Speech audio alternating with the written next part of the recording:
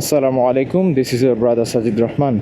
কী অবস্থা আপনাদের সবার? অনেক দিন পরপর আপনাদের সাথে কানেক্টিভিটি বাড়তেছে। আমি সত্যি কথা বলতে এই যে দেশে হয়ে যাওয়া একের পর এক অনেকগুলো ইনসিডেন্ট অ্যাক্সিডেন্ট, প্রত্যেকটা ইস্যু নিয়েই আসলে ভিডিও করার ইন্টেনশন ছিল। মেজর কিছু ব্যস্ততার কারণে সেই আমার প্ল্যান্ড বা স্কেজিউলড ভিডিওগুলো আর কি হয়ে ওঠে নাই। আর বেসিকলি বাইকের সাথে আসলে বের হলেও মোটোভ্লগ সেট আপ নিয়ে বের হওয়া খুব কম হচ্ছে, যার কারণে ভিডিও আপনারা পাচ্ছেন না, দেরি হচ্ছে, আপনাদের সাথে কানেকশনটা একটু কম হচ্ছে আর কি। তো আজকে বেসিকলি বের হয়েছি আমার থার্ড সার্ভিসটার উদ্দেশ্যে বাইকের। যদিও এটা ডেট ওভার হয়েছে অনেক আগে, এখন আমার পেইড সার্ভিস নিতে হবে। খুব সম্ভবত নেক্সট মান্থে, অর্থাৎ ফেব্রুয়ারির 12 তারিখের দিকে হয়তো বা বাংলাদেশের জাতীয় সংসদ নির্বাচন, বা এটা এত কিছুর পরে, অর্থাৎ 24-5 অগস্টের পরে অনেক কিছু আমাদের দেশে হচ্ছে, এবং তারই লক্ষ্যে, পরিবর্তনের লক্ষ্যে নির্বাচনের ডেট ফেলা হয়েছে। তো এইটাকে কেন্দ্র করে বাংলাদেশের যত রাজনৈতিক দল রয়েছে প্রত্যেকের প্রচারণা চালিয়ে যাচ্ছে, এবং প্রত্যেকের আশ্বাস, স্বাভাবিকভাবে বাংলাদেশে যে জিনিসটা হয়, যে নির্বাচনের আগে যে কমিটমেন্ট দেওয়ার যে প্রবণতা, বা রাজনৈতিক দলগুলো যে কমিটমেন্টগুলো দেয়, সেইগুলো আর কি প্রত্যেকটা দলের জায়গা থেকে প্রত্যেকটা দলের মুখপাত্ররা দিচ্ছেন। প্রথমে হচ্ছে আমি আপনাদেরকে একটা বাস্তবিক মজার কথা বলি। সেটা হলো, প্রথম কথা হচ্ছে যে বৈষম্য দূর করার জন্য ছাত্রদের পক্ষ থেকে এবং দেশের আপামর জনসাধারণের পক্ষ থেকে যেই গণ অভ্যুত্থানের সৃষ্টি হয়েছিল, সেই বৈষম্য কিন্তু আদতে দূর হয়নি, এবং এটা আমার বিশ্বাস ততদিন পর্যন্ত দূর হবে না যতদিন না পর্যন্ত আল্লাহ সুবহানাহু ওয়া তাআলার আইন বাস্তবায়ন হচ্ছে দেশের মাটিতে।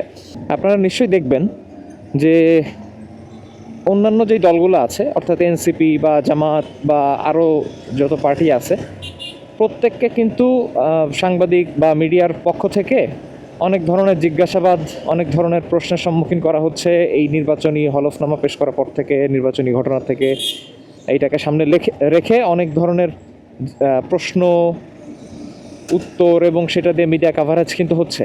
কিন্তু আশ্চর্যজনকভাবে বিএনপির চেয়ারপারসন, বর্তমান চেয়ারপারসন তারেক রহমান সাহেব যখন দেশে আসলেন, তার আসার সময় থেকে শুরু করে স্টিল তার যে নির্বাচনী কার্যক্রম চলছে, এর মধ্যে আপনারা খেয়াল করবেন, সে যখন দেশে আসে, তারেক রহমান যখন উনি লন্ডন থেকে প্লেনে উঠছে, তখন আমাদের দেশের মিডিয়া নিউজ করছে, প্লেন কখন কোথায় আছে সেটা নিউজ করছে, কখন দেশে ল্যান্ড করলো সেটার নিউজ হচ্ছে, তারেক রহমানের গাড়ি বহরের পেছনে কয়জন ছিল, সামনে কয়জন ছিল, মানে একেবারে ফ্রিলি প্রথম সারির গণমাধ্যমের থেকে যেই ধরনের নিউজ আমরা আশা করি না, সেরকম ধরনের নিউজ, এরকম অনেক নিউজ হয়েছে। আচ্ছা, ফাইন। তারপরে কি হলো, উনি যখন ওনার রাজনৈতিক প্রচারণা শুরু করলেন, এই প্রশ্নটা আমি আপনার কাছে রাখলাম যে উনি কি আসলে একটা দলের, বাংলাদেশের একটা বৃহত্তর দলের চেয়ারপারসন, নাকি উনি আসলে সমগ্র বাংলাদেশটাকেই আসলে উনি প্রতিনিধিত্ব করেন? দেন উনি দেশে আসার পর থেকে আপনি যদি প্রত্যেকটা media, each and every single media, ব্যক্তি, অন্যান্য দলের জনপ্রতিনিধিদের যে প্রশ্নগুলো একেবারে খুব স্বাভাবিকভাবে করা হচ্ছে, যে ইনকাম সোর্স, দেন হচ্ছে বর্তমানে স্থাবর অস্থাবর সম্পত্তির বিবরণী, এই সমস্ত যেই ব্যাপারগুলো আছে, এইগুলা ওনাকে কি করা যাবে কিনা, যদি যায় তাহলে সেটা করা হচ্ছে কিনা, করা হলেও সেটা কতটুকু করা হচ্ছে, মানে এই যে সমস্ত ব্যাপারগুলো আছে আর কি।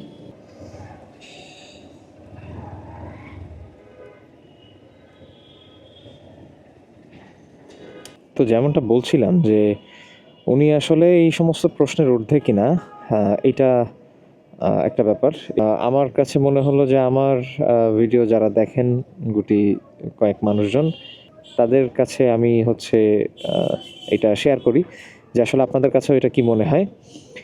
তো এটা হচ্ছে ব্যাপার। এবার আসি যে বাস্তবিক যে মজার ঘটনা বলবো সেটা, কেননা এই সমস্ত প্রশ্নের উত্থান কেন হলো, সেটা হচ্ছে যে আপনারা নিশ্চয়ই দেখবেন, ওই যে আমি মিডিয়ার কথা বলছিলাম, যে একদম প্রত্যেকটা মিডিয়া আপনার ২১শে টিভি থেকে শুরু করে সময় টিভি সহ মানে প্রথম সারির যে কয়টা মিডিয়া আছে সবগুলা মিডিয়াই আর কি একই ধরনের বক্তব্য। যেমন তারেক রহমান সাহেবের মেয়ে তাকে মানে সে একটা বক্তব্য দেওয়ার সময় অথবা কোনো প্রেস ব্রিফিংয়ের সময় হয়তোবা কাশছিলেন, তখন আর কি ওনার মেয়ে পানি এগিয়ে দিয়েছেন।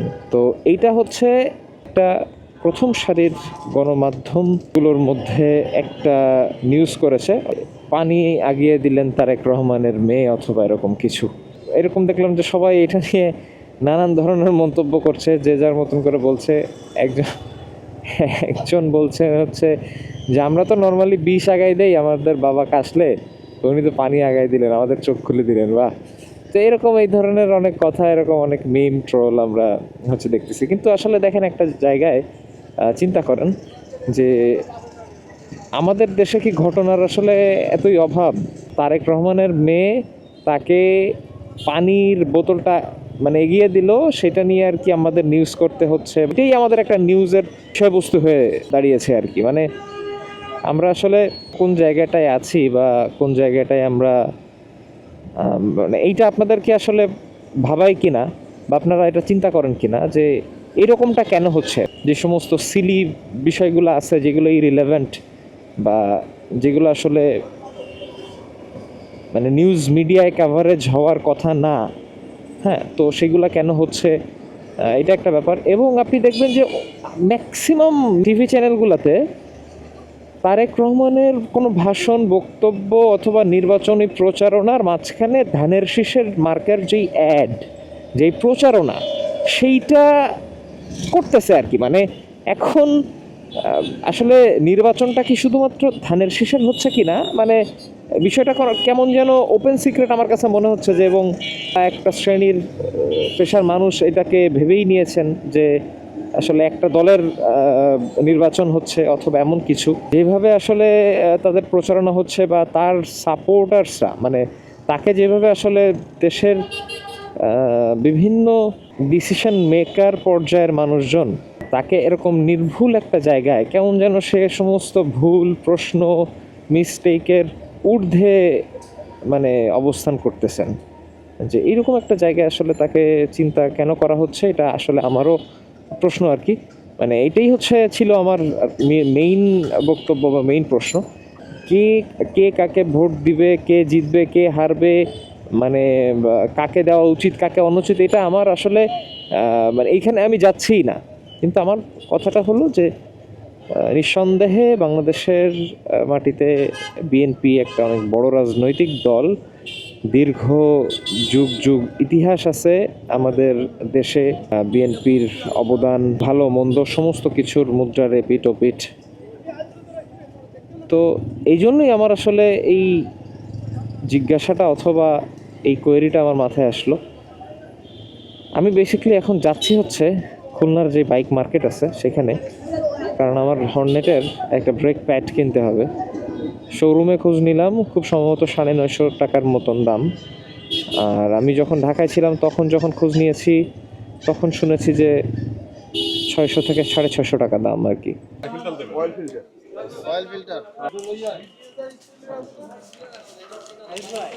এখন কথায় আসি হচ্ছে একটুখানি সিরিয়াস কথাবার্তায়। সেটা হচ্ছে যে ইনশাআল্লাহ শহীদ শরীফ ওসমান হাদি ভাই যখন দেশের মিডিয়াগুলোতে ভাইরাল হলেন, অর্থাৎ আপনার আমার সবার কাছে যখন ওনার কথা, ওনার শব্দ, ওনার বক্তব্য আমাদের কাছে পৌঁছালো, ওনার যেই বক্তব্যটা ছিল সেটা হচ্ছে ন্যারেটিভ স্থাপন করা, জ্ঞান অর্জন করা, আমাদের শত্রু সম্পর্কে জানা, মিত্র সম্পর্কে জানা এবং অন্যায়ের বিরুদ্ধে প্রতিবাদ করা, প্রতিবাদী কণ্ঠস্বর হওয়া এবং ন্যায় প্রতিষ্ঠার চেষ্টা করা, অন্যায়ের বিচার করা। কেন মানে সারা দেশের মানুষ তাকে এত পছন্দ করলো, এত ভালোবাসলো, তার জানা যায় কেন এত মানুষের সমাগম হলো। এগুলো দেখে আমরা আসলে কিছুটা আঁচ করতে পারি, তাই না?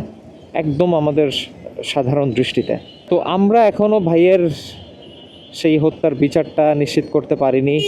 তাছাড়া অনেক অন্যায়, অবিচার, জুলুম, এরকম অনেক কিছুরই আমরা এখনো পর্যন্ত যেগুলা ইজিলি সলভেবল সেগুলো এখনও আমরা সলভ করতে পারিনি।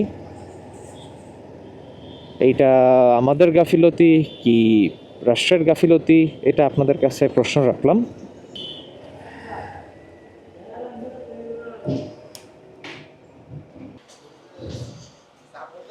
আসসালামু আলাইকুম রহমতুল্লাহ। আলহামদুলিল্লাহ। আজকে কি ছুটি ছুটি ভাব? এয়ার ফিল্টার লাগবে তাই? সামনের ব্রেক প্যাড কি অবস্থা? একদম টোটালি বাদ।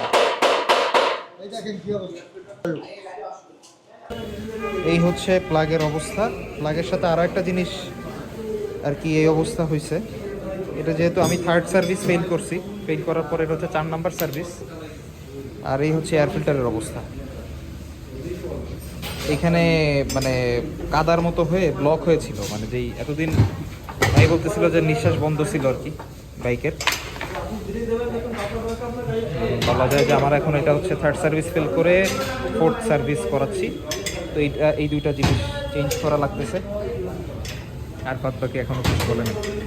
3 নাম্বার হচ্ছে এই জিনিসটা, ব্রেক প্যাড। এটা যদি আমি আফটার মার্কেট ব্রেক প্যাড কিনে নিয়ে এসেছি, এটা এই যে এটা দিতে বলছি। এটা আমি জানতাম যে এটার অবস্থা খারাপ, কারণ মানে আপহিলের সময় অনেক ব্রেকের উপর অনেক প্রেশার পড়েছে, এটা আমার জানা ছিল। বাদ বাকি দুইটা আমি আসলে এসে দেখতেছি যে এগুলো চেঞ্জ করার মতন অবস্থা। ভাইরা বললো এটা হচ্ছে সিভিআরের প্লাগ, এইটা লাগাইলে ভালো হবে, এটা তো আমার অবস্থা খারাপ হয়ে গেছে। এটা তো সিভিআরের না,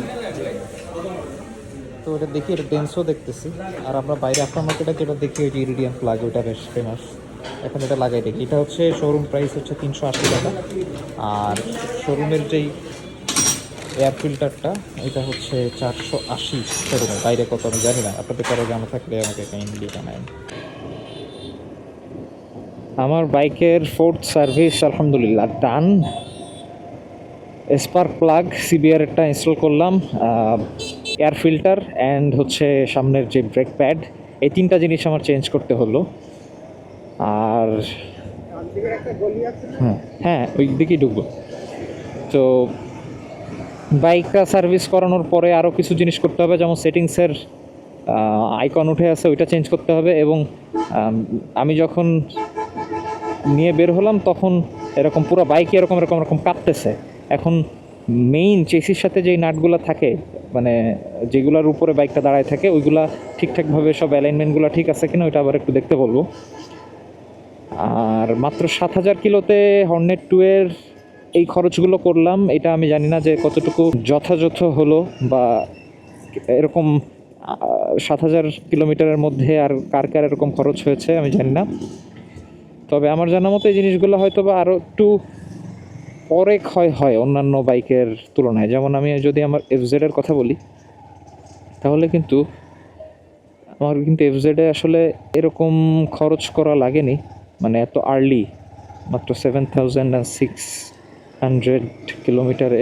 এখন যাচ্ছে হচ্ছে আমার সাথে আমাদের আরেকটা বাইক আছে এক্সব্লেড, ওইটার বেশ অনেকগুলো খরচ আছে। অনেক দিন বাইকটা চলে গিয়েছে, ভ্যাকুয়াম পিস্টন যেটা ওটা ক্ষয় হয়ে গিয়েছে, দেন হচ্ছে স্পার্ক প্লাগ, সামনের ক্যালিপার ডিস্ক, দেন হচ্ছে পুরা লকের সেট, অনেক কিছু চেঞ্জ করতে হবে। তো এখন যেটা না হইলেই নয়, এরকম কিছু খরচ আছে যেটা বললাম আমি। এবং যেহেতু বাইকটা আমরা হচ্ছে চেঞ্জ করব, এই জন্য এত খরচ আমরা করতে চাচ্ছি না। যেগুলো মেজর, মানে যেটা একদমই না করলে না, সেই জিনিসগুলা চেঞ্জ করতেছি। চেঞ্জ না করলেও বাইক চলতেছিল, বাট স্মুথ ছিল না। যেমন ভ্যাকুয়াম পিস্টনটা টেকনিশিয়ান বললো যে চেঞ্জ করাটা জরুরি, তো ওইটা কিনবো। ক্লাচ কেবল কিনবো, স্পার্ক প্লাগ কিনবো, এগুলো কিনতে মেইনলি আর কি বের হওয়া। কিন্তু আমার বাইকে আসলে আমি একটু ধরা খেয়ে গেলাম যে ওদের থেকে এয়ার ফিল্টার দেন হচ্ছে প্লাগটা কিনে, কারণ বাইরে আমার অন্তত পক্ষে 3 থেকে 400 টাকার মতো সেভ হতো। হ্যাঁ, সেটার করিনি। আমি ভাবছি যে আমার হয়তো আর বের হতে হবে না, সেই জায়গা থেকে আমি আসলে কিনে ফেলেছি। কিন্তু এখন হচ্ছে এটা জানলে আমারটা আসলে আমার বাইকের প্রয়োজনীয় পার্টসটাও বাইরে থেকে নিয়ে আসতাম। যাই হোক, যেটা হয়েছে হয়তো বা ভালোর জন্যই হয়েছে, এটা বিশ্বাস করি। এখন ফার্স্টে যাব হচ্ছে আমার ফ্রেন্ডের অফিসে, ওর সাথে একটু দেখা সাক্ষাৎ করা দরকার, অনেক দিন আসলে সাক্ষাৎ হয় না, সেই জন্যই বেসিকলি। আর দেন হচ্ছে আমরা বাইক মার্কেটে গিয়ে পার্টসগুলা কিনবো আর কি। এসেছিলাম হচ্ছে জোহরের সময়, আর এখন ঈশা পড়ে পাওয়ার হাউস মোড় থেকে বাসার দিকে ফিরছি আর কি। তো বাইক সার্ভিস আসলে খুবই আমার কাছে, যেদিনই আসি পেইনফুল একটা কাজ মনে হয়, কারণ যেই ধৈর্যের প্রয়োজন হয়, যেই পরিমাণ ধৈর্য সময় লাগে, যেটা আসলে খুব কষ্টের ব্যাপার আর কি, ওই পরিমাণ ধৈর্য ধরা প্লাস হচ্ছে ওরকমভাবে সময় দেওয়া। বাইকের সার্ভিস শেষে বাইকের খাদ্য কিনে নিয়ে যাচ্ছি। যদিও এটা আগে থেকে কিনলে আমি ইঞ্জিন অয়েলটা ড্রেন দিতে পারতাম, কিন্তু আগে থেকে তো কিনি নাই। এখন আসছি হচ্ছে এই যে নিউ মার্কেটের এই দোকানগুলোতে, বেশ মুখরোচক খাবার দাবার পাওয়া যায়, আমরা একটু এক্সপিরিয়েন্স করতে আসছি। থাকে না, অন করলে অন হয়। আজকের ভিডিও এ পর্যন্তই। আল্লাহ আপনাদেরকে ইমানে ও সুস্বাস্থ্যে ভালো রাখুন। আসসালামু আলাইকুম ওয়া রাহমাতুল্লাহি ওয়া বারাকাতুহু।